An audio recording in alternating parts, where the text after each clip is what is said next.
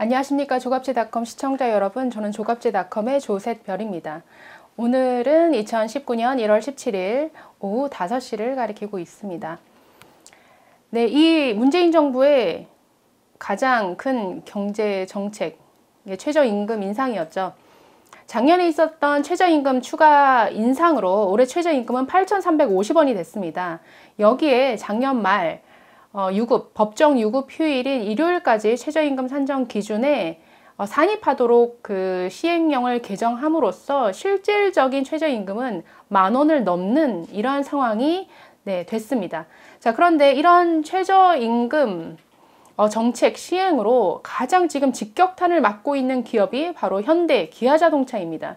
지금 현대 기아자동차에서 어떤 일이 벌어지고 있는지 한번 살펴보려고 하는데요. 자, 현대 기아차는 평균 연봉이 9천만 원이 넘습니다. 현대차가 9천만 원 정도 되고 기아자동차가 9,300만 원에 이릅니다. 이 연봉 상당히 높은 수준인데요. 다른 현대자동차의 연봉은 다른 경쟁사들과 비교해도 높은 수준입니다. 일본 도요타 자동차가 원화로 환산했을 때 연봉이 8,390만 원 정도 된다라고 하고요. 독일의 폭스바겐은 원화로 환산했을 때 8,303만 원 정도 된다라고 합니다. 그거보다 훨씬 많은 연봉을 현대 기아 자동차 직원들이 지금 받고 있습니다. 자, 그런데 이 현대 기아 자동차에서 올해 들어서 임금을 산정을 해 봤더니 연봉 6,800만 원이 넘는 직원도 최저임금 위반이 되는 지금 이런 상황이 벌어지고 있다는 거죠. 그리고 총 현대 기아 자동차를 통틀어서 총 7,000명의 직원의 임금이 최저임금을 밑도는, 그래서 최저임금 위반이 되는 이런 상황이 지금 벌어지고 있습니다.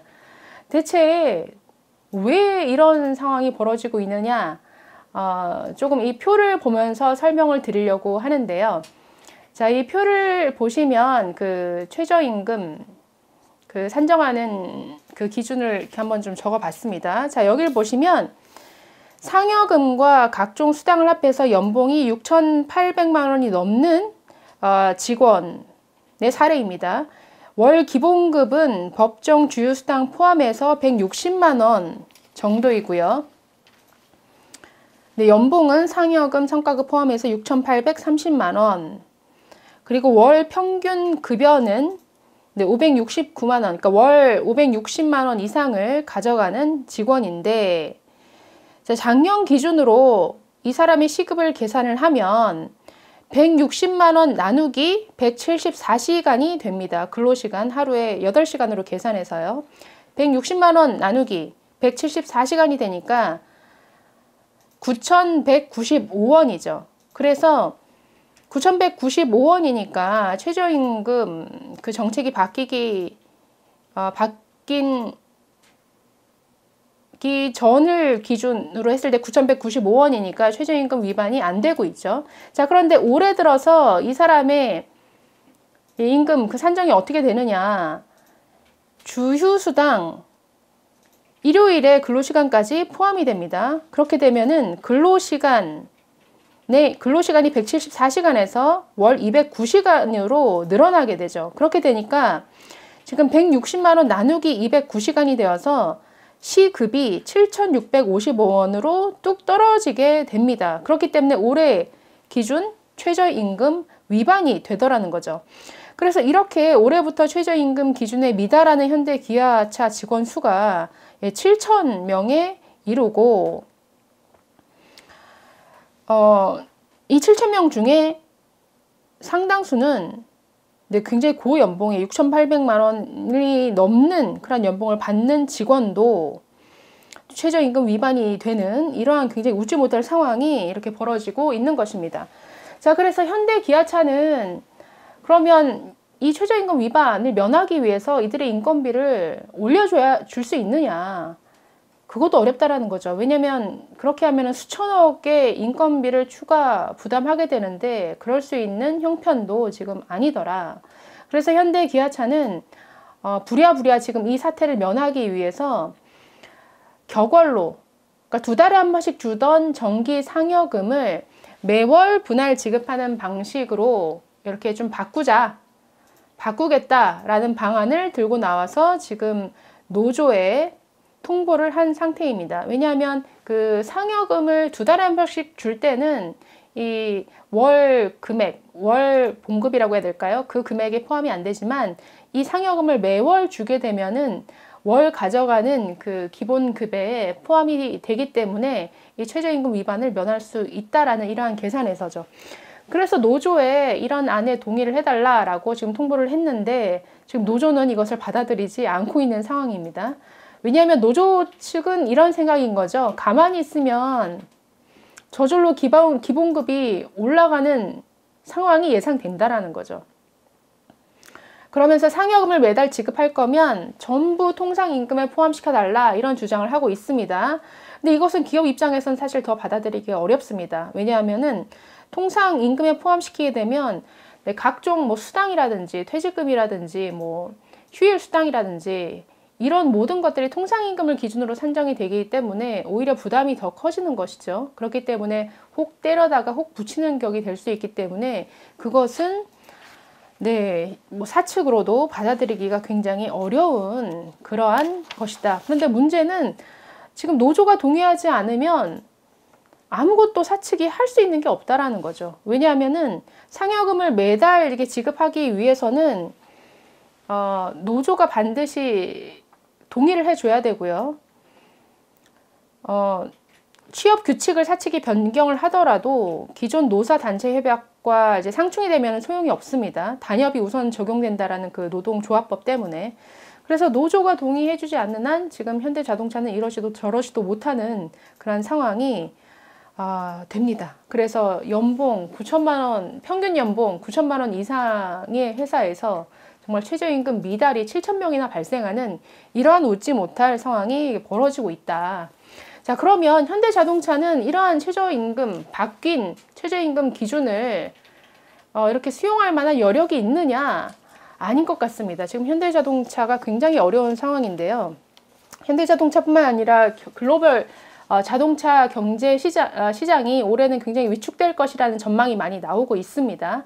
자, 그런데 현대자동차의 영업이익률을 보면은 더 심각한 상태인데요. 2012년에는 현대자동차 영업이익률이 10%였습니다.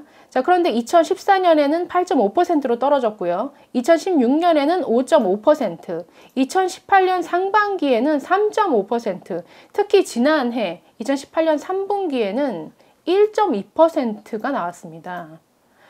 이 1.2% 3분기 영업이익이 2,889억 원이었는데 이것은 전년 대비 76%나 감소한 금액이었습니다.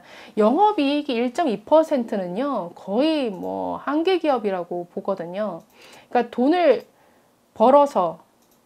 벌어도 겨우 이자 정도 갚는 수준의 기업을 말하는데 지금 현대차가 이런 상태입니다. 그렇기 때문에 올해 들어서 정말 신용평가사들이 현대자동차에 대한 신용 등급을 일제히 강등시키고 있습니다.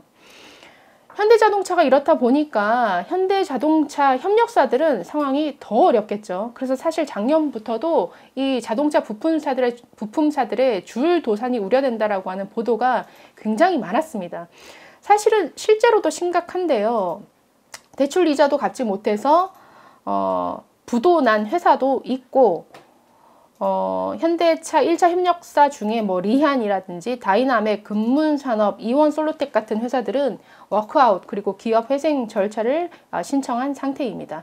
그래서 전반적으로 자동차 업계가 굉장히 어려운 상태에서 이 최저임금 정책의 강화된 최저임금 이 정책이 올해 시행됨으로 인해서 더 아주 직격탄을 맞고 있는 것이 지금 우리나라 자동차 산업의 현실입니다. 지금 글로벌 경쟁사들은 지금 올해 자동차 산업 경기가 좋지 않을 것을 예상하면서 전부 몸집 줄이기에 들어갔습니다. 대표적으로 미국의 GM 같은 경우에도 제네럴 모터스, GM 사실 작년 3분기 영업이익은 전년보다 뭐 25%나 늘었다라고 발표했는데 그러면서도 지난해 11월 1일 날 10,000명 이상의 인력을 줄이겠다라는 계획을 발표를 했었습니다. 또 일본의 닛산 자동차도 멕시코에서 1,000명을 감원하겠다라고 했고요. 독일의 폭스바겐 같은 경우에도 독일에서 7,000명을 감원하겠다라고 발표를 한 바 있습니다. 자, 자동차 업체들이 구조조정에 나선 이유는 명확하죠. 경기 침체가 예상되기 때문에. 그래서 자동차에 대한 수요가 줄어들 것이다 라고 예상을 하고 있는 것이고, 또 친환경차라든지 자율주행차에 더 많은 어떤 기술 인력을 배치하고자 하는 이런 계산도 있는 것이고, 또 기술이 이제 발전함에 따라서 자동차 생산 라인에 필요한 인력수가 줄어드는 그런 영향도 있다라고 합니다. 자, 그런데 현대자동차는 이러한 어려운 상황에서도 이런 글로벌 경쟁사처럼 몸집을 줄일 수 있을까?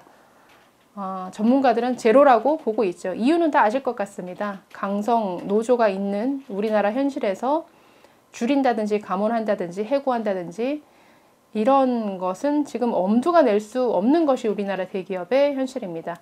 예, 그래서 지금 상황이 이렇고, 지금 어려운 상황에서 대기업들이 최저임금 그리고 그 유급 휴일 수당을 최저임금 산정에 포함시키는 것은 유예해달라. 지금은 너무 어려워서 안 된다라고 굉장히 비명을 지르고 건의를 하고 정부의 어려움을 호소했음에도 불구하고 문재인 대통령의 말처럼 가던 길을 계속 간다. 정책 기조에 변화 없다라는 그러한 방향에서 그대로 지금 시행이 되고 있고, 그 결과로 이 산업 현장은 정말 이렇게 어려움에 처하고 있습니다. 그래서 문재인 대통령이 외치는 포용적 성장, 그래서 그 포용의 대상에 대기업은 포함이 안 되는 것인지 한번 묻고 싶네요. 네, 감사합니다.